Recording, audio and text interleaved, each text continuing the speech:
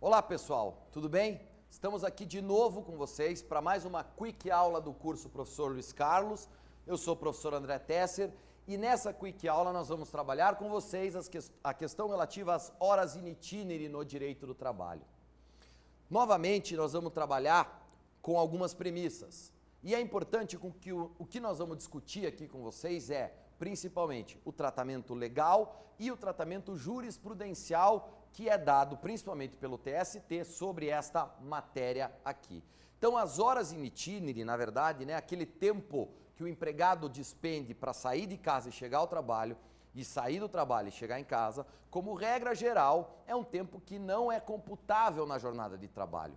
Então, não se entende que este período é um período à disposição do empregador. Então, via de regra, essa hora não é computável na jornada de trabalho. Mas, em alguns casos, né, o tratamento legal e a jurisprudência vão dizer que este tempo conta-se sim como à disposição do empregador e aí é computável, portanto, na jornada de trabalho.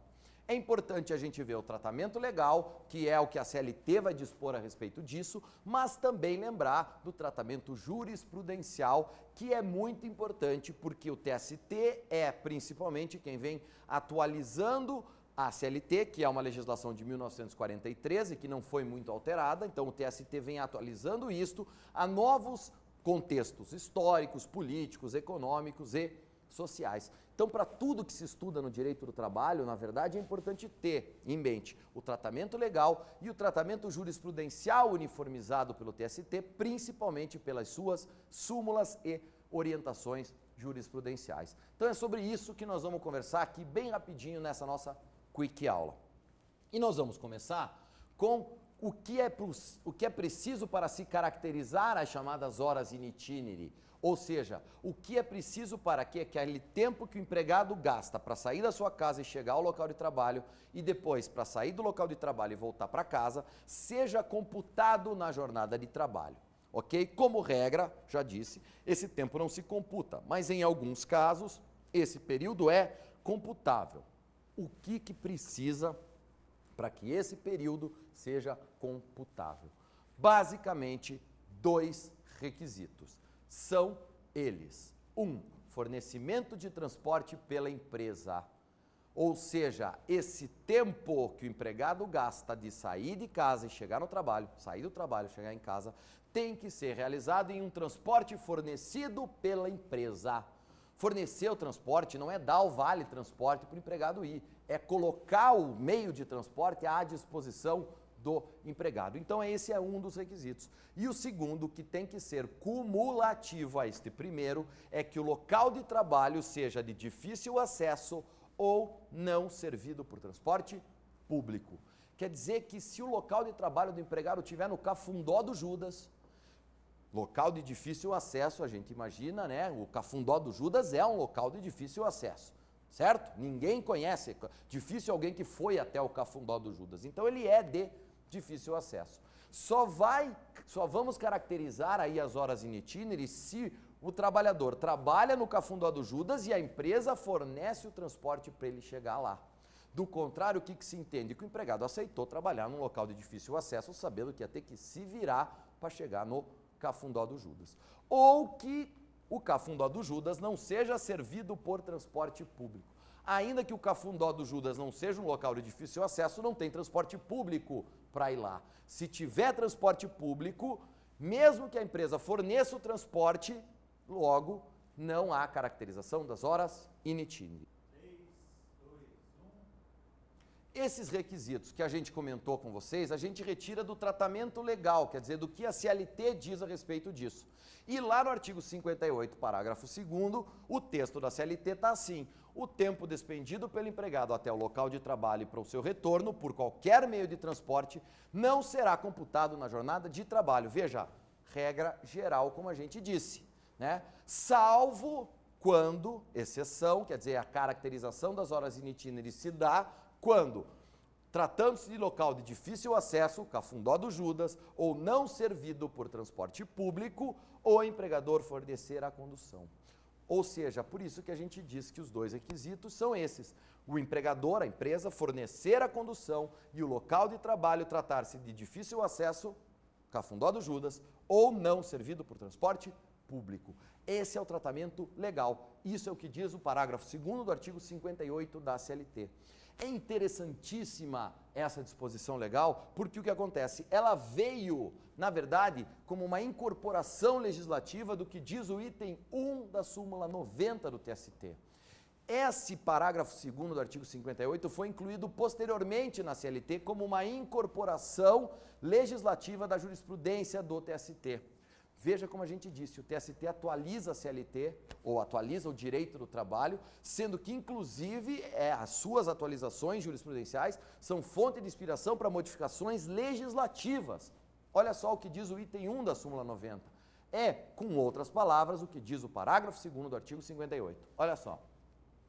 O tempo despendido pelo empregado em condução fornecida pelo empregador até o local de trabalho de difícil acesso ou não servido por transporte regular público e para o seu retorno é computável na jornada de trabalho. Lá no 58 está escrito diferente, né? Esse tempo não é computado salvo se for em condução fornecida pelo empregador ou tratando-se de local de difícil acesso ou não, tratando-se de local de difícil acesso ou não servido por transporte público.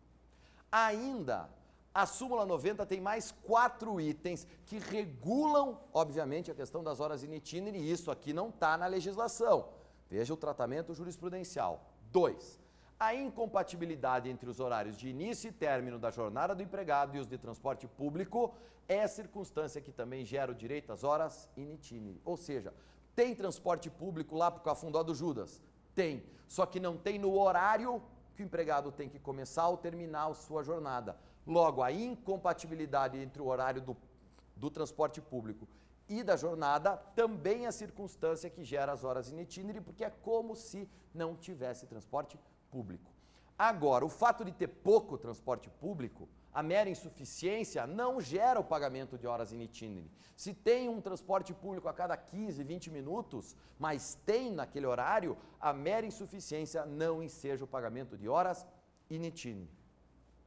O item 4 da súmula 90 estabelece a proporcionalidade entre essa jornada aqui. Porque ele diz o quê? Se houver transporte público regular em parte do trajeto percorrido na condução da empresa, as horas in itinere remuneradas limitam-se ao trecho não alcançado pelo transporte público. Vamos imaginar que para lá para o Cafundó do Judas, até um pedaço, até Cafundó do Judas e meio, tem transporte público. Então, nesse processo ou nesse espaço geográfico onde tem transporte público, a gente não teria horas in itinere.